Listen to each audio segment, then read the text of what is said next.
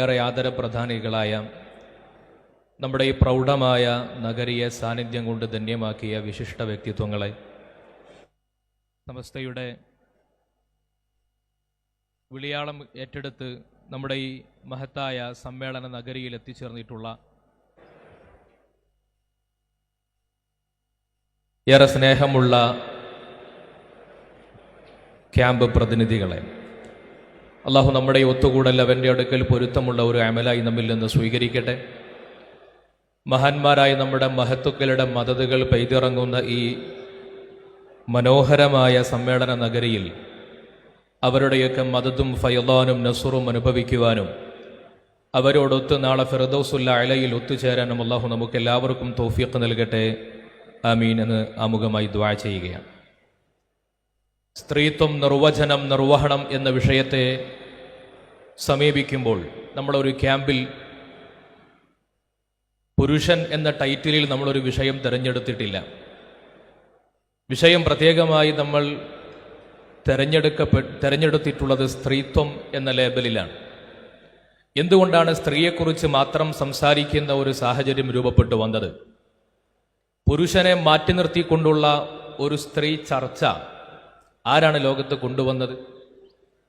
പരിശുദ്ധ ഇസ്ലാമിൻ്റെ ചരിത്രം നമ്മൾ പരിശോധിച്ചു നോക്കിയാൽ ഒരു ഘട്ടത്തിലും സ്ത്രീ പുരുഷൻ എന്ന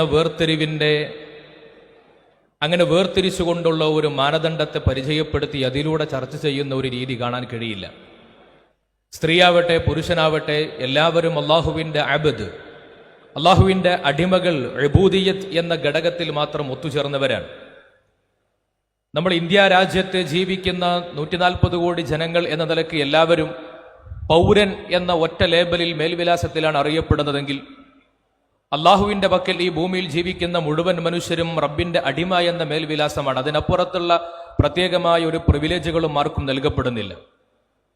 പക്ഷെ ഇടക്കാലത്ത് എവിടെയോ പുരുഷനെ ശത്രുവായോ അപരനായോ കാണുന്ന ഒരു പാശ്ചാത്യൻ ഫെമിനിസ്റ്റ് അജണ്ടകൾ മുസ്ലിം ലോകത്ത് രൂപപ്പെടുകയും ഇങ്ങനൊരു വിഭജനത്തിന് ആക്കം കൂട്ടുകയും ചെയ്യുന്ന കാഴ്ചയാണ് നമ്മൾ കണ്ടത്. ഇസ്ലാമിക പരിപ്രേക്ഷ്യത്തിൽ പുരുഷൻ സ്ത്രീയുടെ കാവലാളും സ്ത്രീ പുരുഷന്റെ സമാധാനവുമാണ്.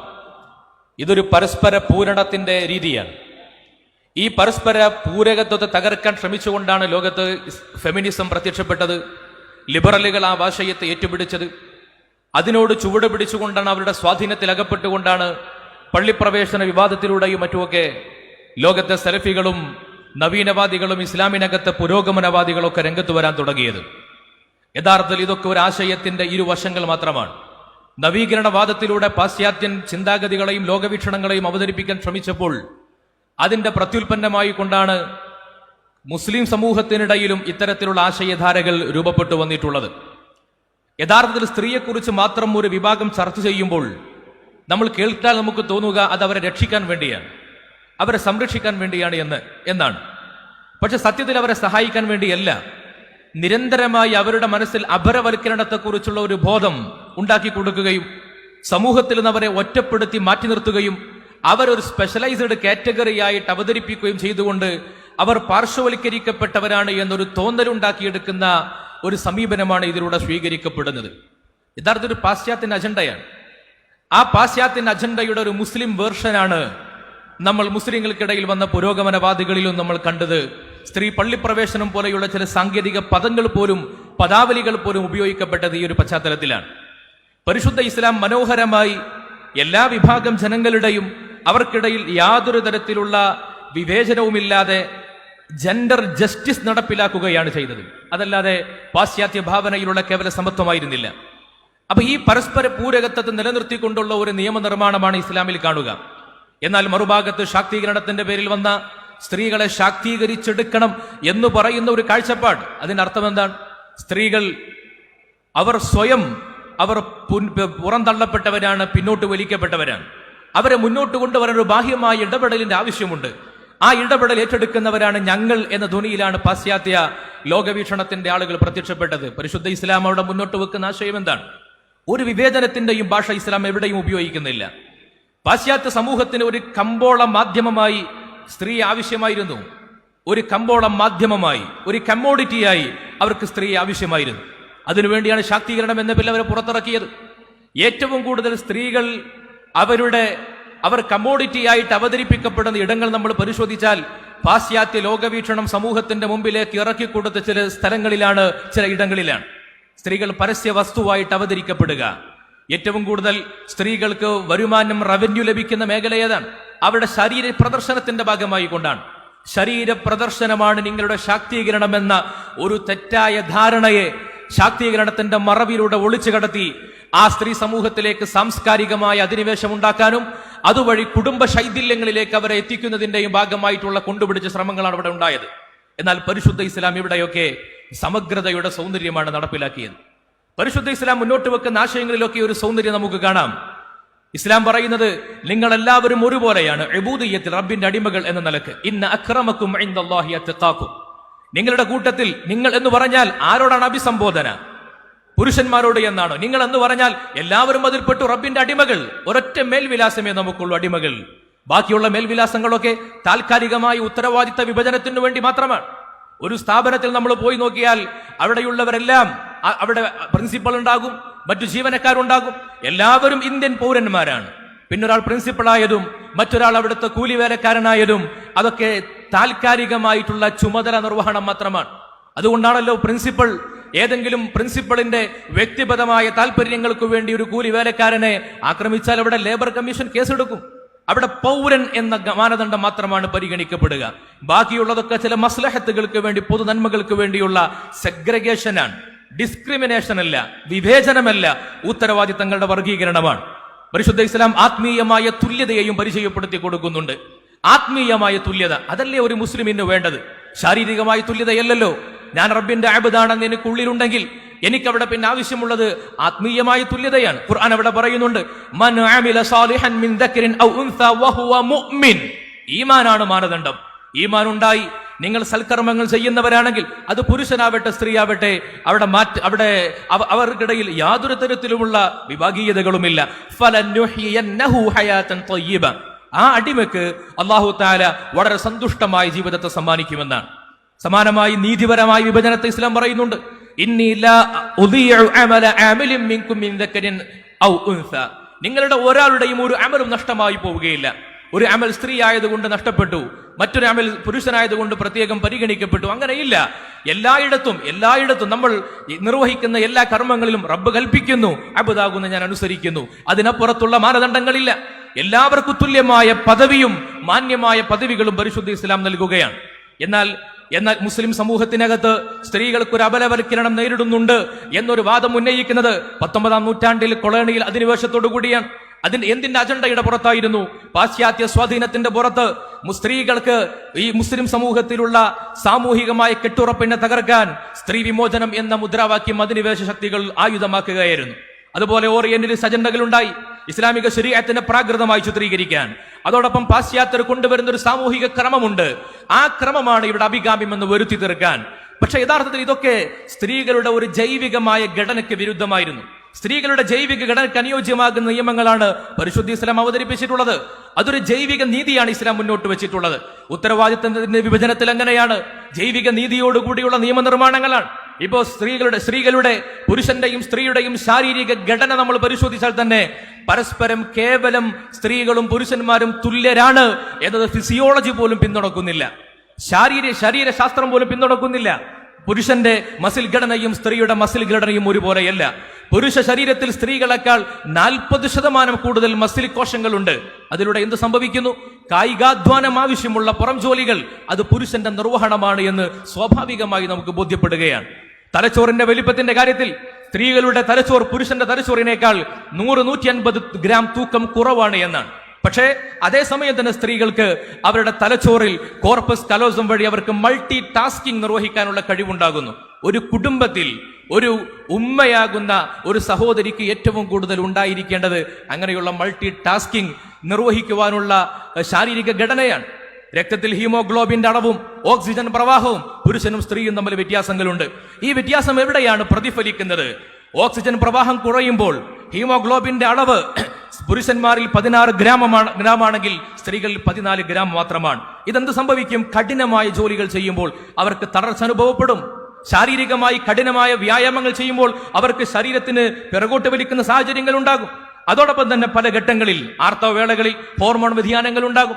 നോക്കൂ, ആ ഹോർമോൺ വ്യതിയാനങ്ങൾ ഉണ്ടാകുന്ന ഘട്ടങ്ങളിൽ അവർക്ക് മാനസികമായി ആശ്വാസം ഉണ്ടാകണം, അവർക്ക് പിരിമുറുക്കങ്ങൾ ഉണ്ടാവരുത്. ഇത് വളരെ പ്രധാനമാണ്.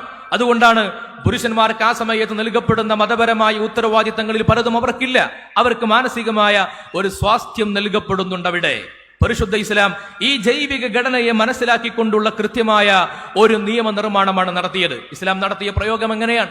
സ്ത്രീയെ പരിചയപ്പെടുത്തി, ഉത്തരവാദിത്ത വിഭജനങ്ങളുടെ ഭാഗമായി പരിചയപ്പെടുത്തിയിട്ട് പറഞ്ഞത് സ്ത്രീ റബ്ബത്തുൽ ബൈത്താണ്. റബ്ബത്തുൽ ബൈത്ത്, റബ്ബത്തുൽ ബൈത്ത് എന്ന വാക്കിന്റെ വിശാലമായ അർത്ഥം എന്താണ്? അത് കേവലം സ്ത്രീ എന്ന് പറയുന്നത്, സ്ത്രീത്വം എന്നത് കേവലം ഒരു സാമൂഹിക നിർമ്മിതിയല്ല, മറിച്ച് നൈരന്തര്യപൂർവ്വം വരുന്ന തലമുറകളെ സൃഷ്ടിക്കുവാനുള്ള സൃഷ്ടാവിന്റെ ഒരു ക്രമീകരണമാണ്. അത്തരം ക്രമീകരണങ്ങൾക്ക് വിധേയപ്പെടലാണ് അടിമകളുടെ ഉത്തരവാദിത്തങ്ങൾ. അത് പ്രകൃതിപരമായ ഉത്തരവാദിത്തങ്ങളാണ്. എന്നാൽ ഈ ഉത്തരവാദിത്തങ്ങളെ അട്ടിമറിക്കാനുള്ള ശ്രമങ്ങൾ ഉണ്ടായി. പുരുഷൻ ചെയ്യുന്നത് ചെയ്താൽ മാത്രമാണ് സ്ത്രീകൾ പരിഗണിക്കപ്പെടുന്നത്, എങ്കിൽ മാത്രമാണ് സ്ത്രീ ശാക്തീകരിക്കപ്പെടുന്നത്, എങ്കിൽ മാത്രമാണ് സ്ത്രീ ഉന്നതി കൈവരിക്കുന്നവളാവുക എന്ന ധ്വനി പലപ്പോഴും സൃഷ്ടിക്കപ്പെട്ടു. അതിന്റെ ഭാഗമായാണ് നമ്മുടെ കേരളത്തിൽ വരെ സ്ത്രീകൾ പള്ളികളിലേക്ക് പ്രവേശനം അവർക്ക് നൽകപ്പെടണം എന്ന ഒരു മുദ്രാവാക്യം ഉയർത്തിപ്പിടിക്കുന്ന സാഹചര്യമുണ്ടായി. സ്ത്രീകൾക്ക് പള്ളി പ്രവേശനം വിലക്കപ്പെട്ടു എന്ന് പറഞ്ഞാൽ ജാതീയമായി വിലക്കേർപ്പെടുത്തപ്പെട്ടതുപോലെയാണ് എന്ന ഒരു തെറ്റായ ധ്വനി അതിനകത്തുണ്ടായിരുന്നു. യഥാർത്ഥം അങ്ങനെയല്ല, അത് മതനിയമത്തിന്റെ അനുസരണങ്ങളാണ്. നമുക്ക് ഇസ്ലാമിനെതിരെ സ്ത്രീകളുമായി ബന്ധപ്പെട്ട് 19-ാം നൂറ്റാണ്ടിലും 20-ാം നൂറ്റാണ്ടിലും ഒക്കെ വന്നിട്ടുള്ള മുഴുവൻ വിമർശനങ്ങളുടെയും ആകത്തുക ഈ പാശ്ചാത്യ ലോകവീക്ഷണത്തെ അടിച്ചേൽപ്പിക്കുവാനുള്ള കുതന്ത്രത്തിന്റെ ഭാഗമായി കൊണ്ടാണ്. നമ്മളൊക്കെ എപ്പോഴും കേൾക്കുന്ന ഒരു കാര്യമാണ്, അനന്തരാവകാശ നിയമത്തിൽ സ്ത്രീകൾക്ക് പകുതിയേ ഉള്ളൂ, പുരുഷനാണ് കൂടുതൽ. എന്നാൽ നമ്മൾ അതിന്റെ വസ്തുതയെ പരിശോധിച്ച് നോക്കിയാൽ ഇസ്ലാമിക അനന്തരാവകാശ നിയമത്തിൽ പലപ്പോഴും സ്ത്രീകൾക്ക് കൂടുതൽ ലഭിക്കുന്ന അവസരങ്ങളുണ്ട്. സ്ത്രീകൾക്കും പുരുഷന്മാർക്കും തുല്യമായി ലഭിക്കുന്ന അവസരങ്ങളുണ്ട്. സ്ത്രീകൾക്ക് അനന്തരം ലഭിക്കുന്നു, പുരുഷന് ലഭിക്കുന്നില്ല, അങ്ങനെയുള്ള അവസരങ്ങളുണ്ട്. യഥാർത്ഥത്തിൽ ഇവിടെ സാമ്പത്തിക ബാധ്യതകളുടെയും കുടുംബഘടനയും ഒക്കെ സമഗ്രമായി പരിശോധിക്കുമ്പോൾ അതിനകത്തു വരുന്ന ഒരു നിയമമാണ് അനന്തരാവകാശം എന്ന് പറയുന്നത്. അതിനെ എടുത്ത് അതിന്റെ ഭാഗികമായി മാത്രം പറിച്ചെടുത്തിട്ട് വിശകലനം ചെയ്തിട്ട് വിമർശിക്കുന്ന രീതിയാണ് യഥാർത്ഥ അതൊരു ന്യായ വൈകല്യമാണ്. നമ്മൾ പരിശോധിച്ചാൽ കാണാം, ഇപ്പോ ഒരാൾ മരണപ്പെട്ടു കഴിഞ്ഞാൽ അവിടെ മകളും പിതാവും ഉണ്ടെന്ന് കരുതുക. അനന്തരാവകാശ നിയമവുമായി ബന്ധപ്പെട്ട് പരിശോധിച്ചാൽ ഒരാൾ മരണപ്പെടുമ്പോൾ അവിടെ മകളും പിതാവും ഉണ്ടെങ്കിൽ പിതാവിനേക്കാൾ കൂടുതൽ അവിടെ മകൾക്കാണ് ലഭിക്കുന്നത്. അതുപോലെ മരണപ്പെട്ട ഒരാൾക്ക് ഭർത്താവും മകളുമാണുള്ളത് എങ്കിൽ അവിടെ മകൾക്ക് കൂടുതൽ ലഭിക്കുന്നു. മകൾക്ക് പകുതി ലഭിക്കുമ്പോൾ ഭർത്താവിന് 1/4 മാത്രമാണ് ലഭിക്കുന്നത്. നോക്കൂ, പുരുഷനാകുന്ന ഭർത്താവിന് കിട്ടുന്നതിനേക്കാൾ കൂടുതൽ ഇവിടെ മകളാകുന്ന സ്ത്രീക്ക് ലഭിക്കുന്നുണ്ട്. മരണപ്പെട്ടയാൾക്ക് മാതാവും സഹോദരന്മാരും ഉണ്ടെങ്കിൽ പലപ്പോഴും മാതാവിന് ലഭിക്കുന്ന ഓഹരി മറ്റു പല പുരുഷ ബന്ധുക്കൾക്കും ലഭിക്കുന്ന ഓഹരിയേക്കാൾ കൂടുതലായിരിക്കും. ഇങ്ങനെ തുല്യമായി നൽകപ്പെടുന്ന ഘട്ടങ്ങളുണ്ട്. പല സന്ദർഭങ്ങളിലും സ്ത്രീകൾക്ക് മാത്രം ലഭിക്കുകയും പുരുഷന് ലഭിക്കാതിരിക്കുകയും ചെയ്യുന്ന സ്ഥലങ്ങളുണ്ട്. എന്ന് പറഞ്ഞാൽ അനന്തരാവകാശവുമായി ബന്ധപ്പെട്ട് 4 ഇടങ്ങളിൽ മാത്രമാണ് സ്ത്രീകൾക്ക് പകുതി ലഭിക്കുന്നത് എന്നൊരു ഘട്ടം വരുന്നത്.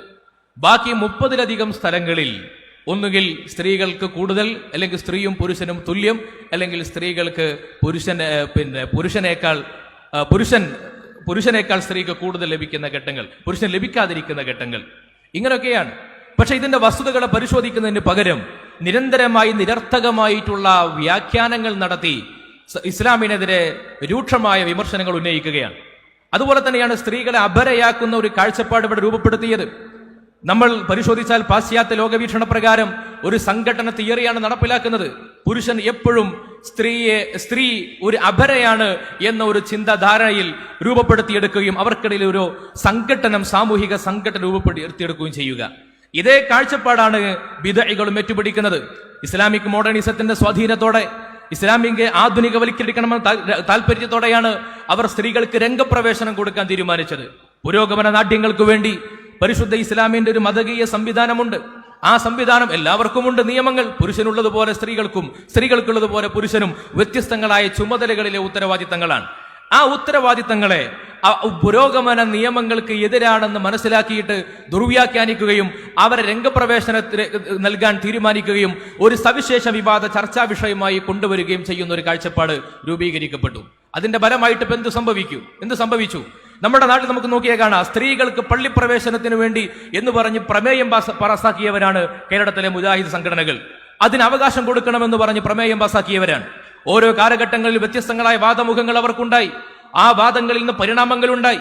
ആദ്യകാലത്ത് സ്ത്രീകൾ പള്ളിയിലേക്ക് ജമാഅത്തുകൾക്ക് വേണ്ടി പോകൽ നിർബന്ധമാണ് എന്ന് വാദിച്ചവരാണ് MCC മൗലവിയെ പോലെയുള്ള നേതാക്കന്മാർ, മുജാഹിദ് നേതാക്കന്മാർ. ഒതായി പള്ളിയിലെ ആദ്യത്തെ സ്ത്രീ പങ്കാളിത്ത ജുമുഅയെ തുടർന്ന് അദ്ദേഹം കൊടുത്ത ഫത്വകൾ അങ്ങനെയാണ്. എന്നാൽ അതിനെ ഉമർ മൗലവിയെ പോലെയുള്ള ആളുകൾ പിൽക്കാലത്ത് അതിനെ എതിർക്കുന്നു. സുന്നത്താണെന്ന് നിർബന്ധമാണെന്ന വാദമില്ലാതെയാകുന്നു. പിന്നീട് അതിങ്ങനെ സുന്നത്താണെന്ന പരിണാമം ഉണ്ടാകുന്നു. പിന്നീട് അനുവദനീയമാണ് എന്നതിലേക്ക് എത്തുന്നു.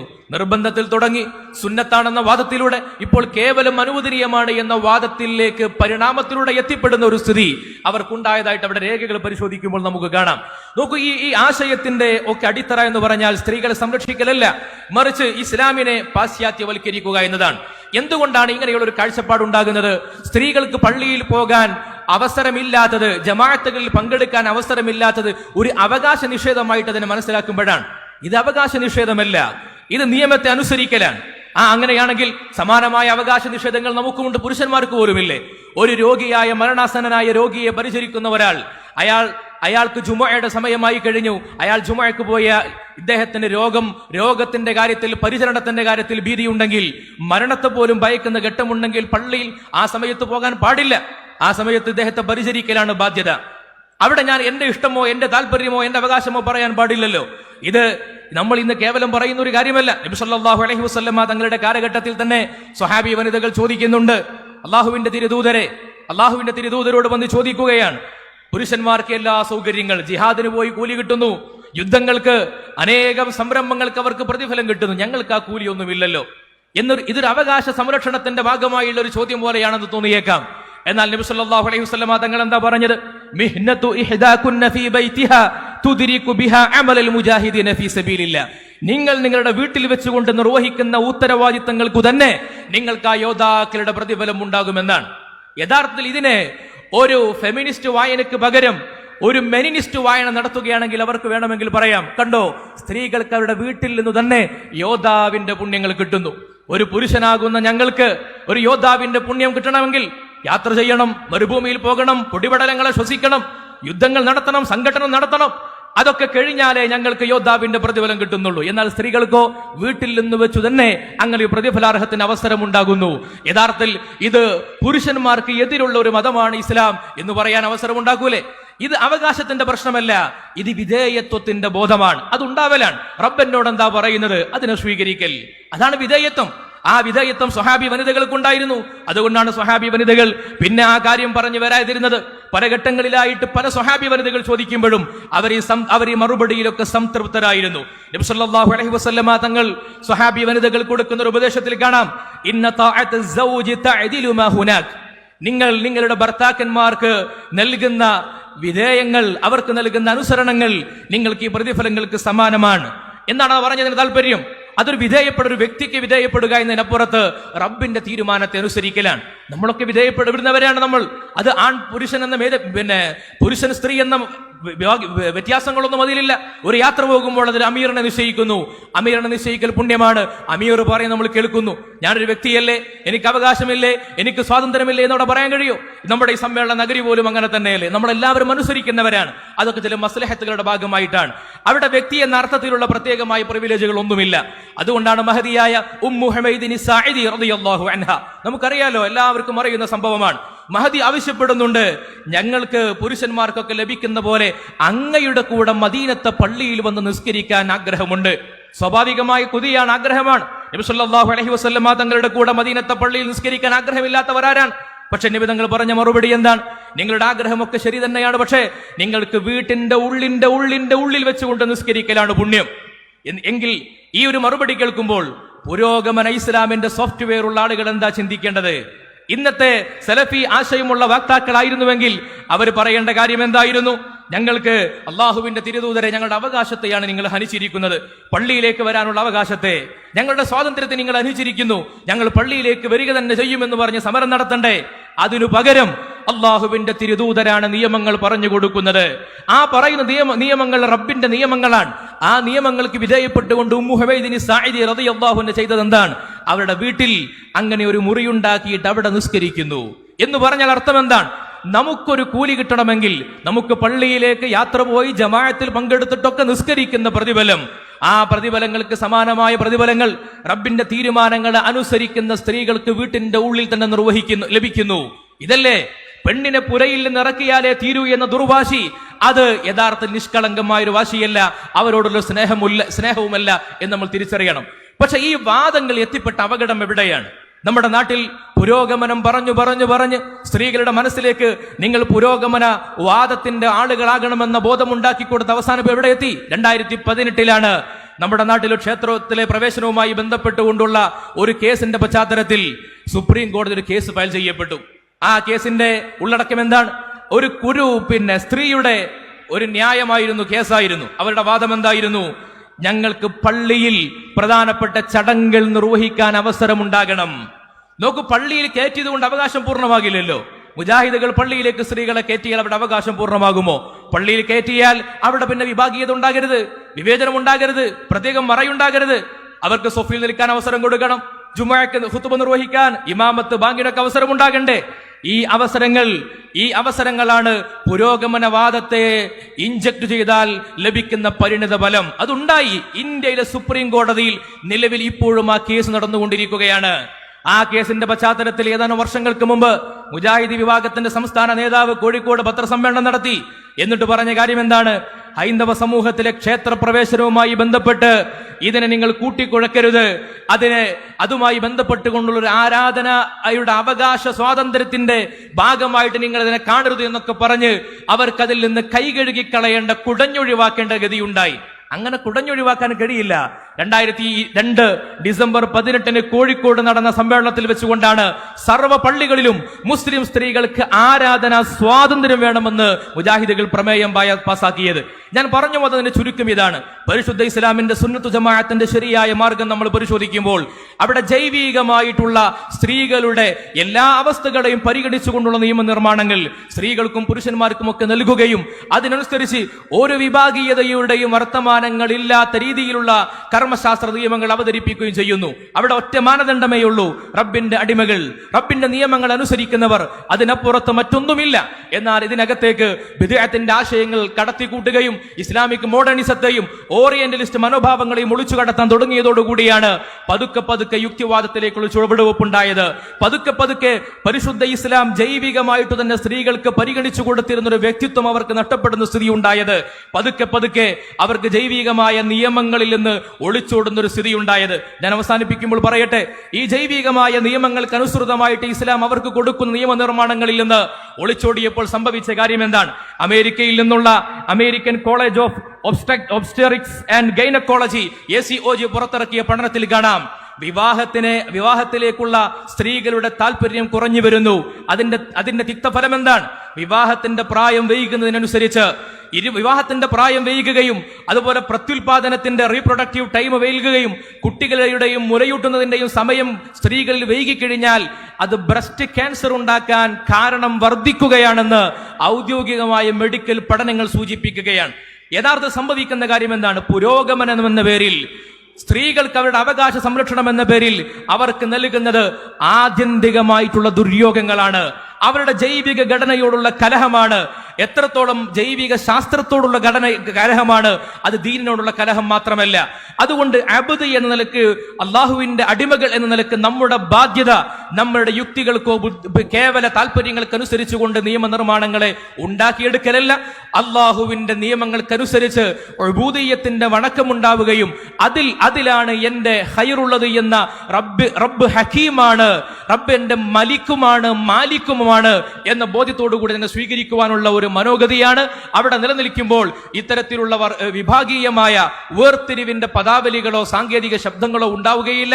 അത് സമഗ്രമാണ്. അഹ്ലുസുന്നത്തി വൽ ജമാഅ അതിനെ മനോഹരമായിട്ട് അതിനെ ആശയവിന്യാസം നടത്തിയിട്ടുണ്ട്.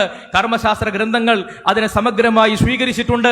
നമ്മൾ അറിഞ്ഞോ അറിയാതെയോ നമ്മുടെ ഉള്ളിലേക്ക് ഈ ഫെമിനിസത്തിന്റെ ഐഡിയോളജികൾ പതുക്കെ കടന്നു വരുമ്പോഴാണ് എന്നാലും ഇപ്പോൾ സ്ത്രീകൾ പള്ളിയിൽ പോകണമല്ലോ എന്ന തോന്നലുകൾ ഉണ്ടാകുന്നത്. അത് തിരുത്തപ്പെടേണ്ടതാണ്. നമ്മുടെ ആദർശത്തിന്റെ വഴി ഉറച്ചു നിൽക്കുമ്പോൾ അതിൽ കൂടുതൽ കൃത്യതയും ബോധ്യങ്ങളും ഉണ്ടാകും. അള്ളാഹു തൗഫീഖ് നൽകട്ടെ. നിങ്ങളുടെ ദുആകളിൽ ഉൾപ്പെടുത്തണമെന്ന വസിയ്യത്തോടെ അസ്സലാമു അലൈക്കും വറഹ്മത്തുള്ളാഹി വബറകാതുഹു.